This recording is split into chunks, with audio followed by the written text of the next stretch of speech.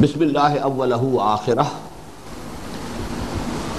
جس حدیث مبارکہ کا ہم مطالعہ کر رہے تھے اس میں ہم یہاں تک پہنچ گئے تھے کہ حضرت معاذ رضی اللہ تعالی عنہ نے حضور سے سوال کیا، یا نبی اللہ حدثنی بعمل یدخلنی الجنہ لا اسألک عن شیء غیرہ، جس پر کہ حضور صلی اللہ علیہ وسلم نے انہیں شاباش دی. لقد سألت بعظیم، 3 مرتبہ آپ نے یہ الفاظ دہرائے، اور پھر بخن بخن بخن، بہت عمدہ، بہت خوب، بہت اچھا.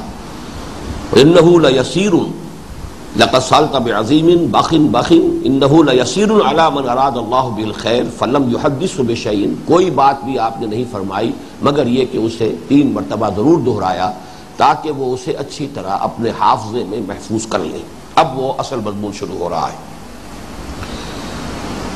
فقال نبی اللہ صلی اللہ علیہ وسلم، تو فرمایا نبی اکرم صلی اللہ علیہ وسلم نے، تؤمن باللہ. اب یہاں پر نوٹ کیجئے کہ لفظ تشہدو نہیں ہے، تؤمن. اسلام کو اگر علیحدہ کرتے تو اس میں شہادت کا لفظ آتا، وہاں تو بنی الاسلام علی 5، شہادت اللہ الہ الا اللہ وان محمد رسول اللہ و اقام الصلاۃ و ایتاء الزکوٰۃ و صوم رمضان و حج البیت. یہ گویا کہ ارکان اسلام میں لفظ ایمان نہیں آئے گا بلکہ وہاں شہادت آئے گی. اس پر ہم تفصیل سے گفتگو کر چکے ہیں. یہاں نوٹ کیجئے، چونکہ وہ پوچھ رہے وہ عمل کہ جو جنت میں داخل کر دے اور جہنم سے چھٹکارا دلا دے، تو ظاہر بات ہے کہ اس کے لیے تو دین کی کل حقیقت کو سمونا ہے. اب صرف اس کے قانونی پہلو کو تو نہیں، وہ قانونی پہلو اسلام اور ایمان دونوں کو جمع کرنا ہے. لہذا یہاں پر حقیقت میں وہ ایک جامع جواب آ رہا ہے. تؤمن باللہ والیوم الآخر، ایمان رکھو تم اللہ پر اور یوم آخر پر. یہاں کسی کج ذہن کے ذہن میں یہ خیال آ سکتا ہے، کج ذہن شخص کے ذہن میں، کہ یہاں رسول کا ذکر نہیں. جیسے قرآن مجید کی 2 آیات ایسی ہیں کہ جن میں چونکہ ایمان باللہ اور ایمان بالآخرہ اور اس کے بعد عمل صالح، اسی پر نجات کا جو ہے تذکرہ کر دیا گیا، تو اس سے کچھ لوگوں نے یہ مسئلہ نکال لیا کہ ایمان بالرسالت لازمی نہیں ہے.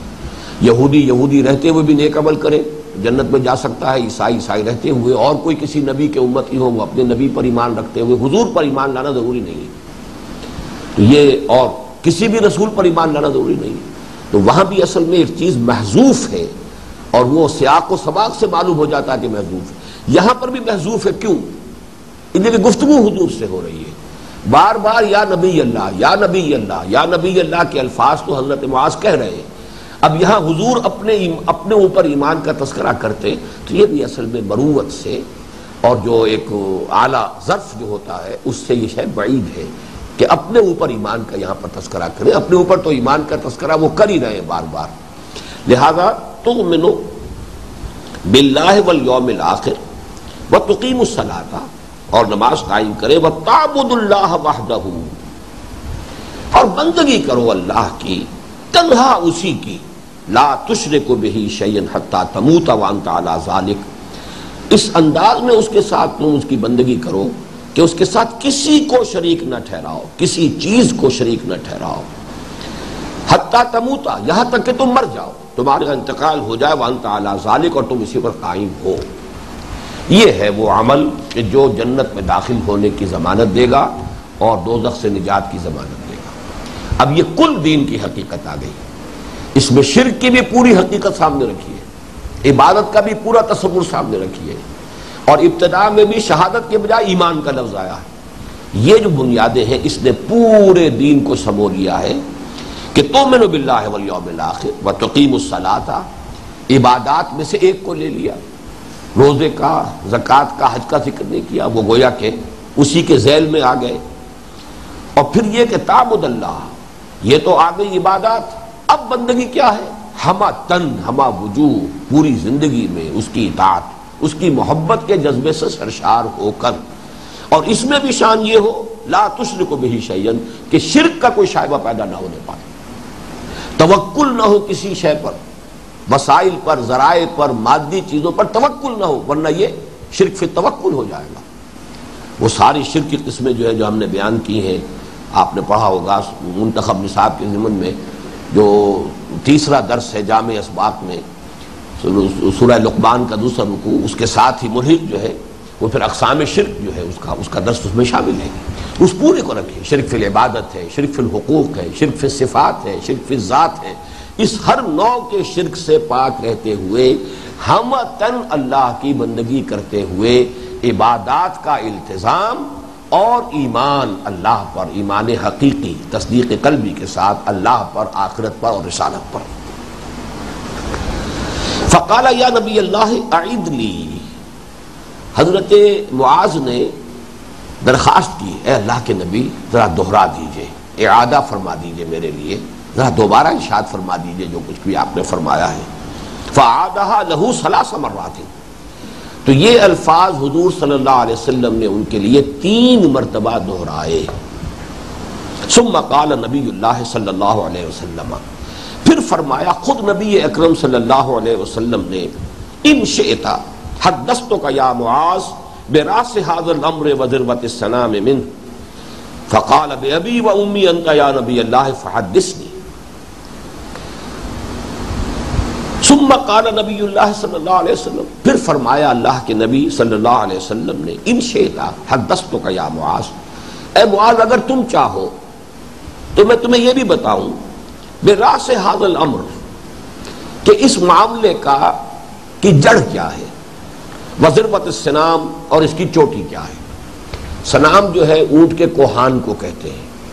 اونٹ کے جسم میں کوہان جو ہے وہ بہت نمایاں چیز ہے، اور کوہان کی بھی چوٹی ذروۃ السنام. سنام کوہان ہے اور ذروہ یہ دونوں اس کی تلفظ ہے، زال کے زبر کے ساتھ بھی اور زال کے زیر کے ساتھ بھی، ذروۃ السنام اور ذروۃ السنام. تو میں تمہیں بتاؤں کہ اس کی جڑ کیا ہے اور اس کی چوٹی کیا ہے. وہ روایت جو ہم پڑھیں گے حضرت معاذ بن جبل ہی سے وہ روایت بھی ہے، وہ ترمذی شریف کی روایت ہے، اور اس میں وہ جو کہ 40 نووی میں شامل ہے، بعد میں ہم پڑھیں گے اس کو. اس میں یہاں ایک لفظ کا اضافہ ہے کہ ان حدثتک یا معاذ براس هذا الامر وعمودہ وذروۃ السنام منہ. اسی لیے میں جب پڑھ رہا تھا تو منہ کا لفظ میری زبان سے نکل گیا، اس متن میں وہ نہیں ہے، منہ کے لفظ نہیں ہے. اے معاذ اگر تم چاہو تو میں تمہیں یہ بتاؤں کہ ہمارے اس دین کا، ہمارے اس معاملے کا امر جو ہے بہت جامع لفظ ہے. ہمارا یہ معاملہ، ہماری یہ چیز، ہمارا یہ دین، ہمارا یہ طریقہ، ہماری یہ شریعت و طریقت، یہ سارے الفاظ جمع کر دیجئے امر کے اندر سب آ جائیں گے. تو میں تمہیں بتاؤں براس هذا الامر، راس سر کو بھی کہتے ہیں اور راس بنیاد کو بھی کہتے ہیں. راس هذا الامر وذروۃ السنام، اور اس کی چوٹی. چونکہ دوسری حدیث میں تیسرا لفظ درمیان میں عمود ہی، عمود کہتے ہیں ستون کو. تو ستون کے نیچے بنیاد ہوتی ہے، اوپر چھت ہوتی ہے. یا درخت کی مثال کہ درخت کی ایک جڑ ہے جو زیر زمین ہے، اور درخت کا ایک تنا ہے، اور تنے کے اوپر جو ہے پھر وہ شاخیں ہیں، پتے ہیں. اگر وہ پھلدار درخت ہے تو پھل وہیں لگے گا، پھولدار پودا ہے تو پھول وہیں لگے گا. تو جس کو برگ و بار کہتے ہیں، پتے اور جو اس کا پھل ہے وہ اوپر کے حصے میں آتا ہے، وہ چوٹی پر آتا ہے. تنا جو ہے وہ در حقیقت اس کو سپورٹ کر رہا ہے، اٹھائے ہوئے ہیں، اور نیچے جو ہے وہ جڑ ہے. تو یہ 3 حصوں میں تقسیم کر کے نبی اکرم صلی اللہ علیہ وسلم نے دین کی کل حقیقت کو بیان فرمایا. فقال، انہوں نے، حضور نے فرمایا اگر تم چاہو تو میں یہ بھی بتاؤں. تو میرے عام طور پر پھر جو الفاظ ہوتے ہیں اس مقام پر کئی مرتبہ درس دیا ہے کہ معلوم ہوتا ہے کہ حضور کا دریائے سخاوت جوش میں ہے، کیونکہ پہلے الفاظ آ چکے ہیں کہ حضرت معاذ نے دیکھا کہ حضور مجھ سے اس وقت خوش ہے، آپ کی شفقت ہے، عنایت ہے، آپ اس وقت مجھ سے راضی ہیں. تبھی آپ کو موقع ملا، خلوت بھی ہے تو آپ نے وہ سوال کر لیا. نہ معلوم کب سے اپنے دل میں لیے بیٹھے ہوں گے کہ میں یہ سوال کروں حضور سے، اور کروں ایسے موقع پر کہ جبکہ بالکل انڈیویجول گفتگو ہو رہی ہو، پی پی کال ہو رہی ہو، کوئی اور نہ ہو، ذاتی طور پر میں سوال کروں اور حضور مجھے جواب دیں. وہ سوال بھی کیا تھا کہ جو ہر انسان کو، ہر مسلمان کے سامنے ہونا چاہیے.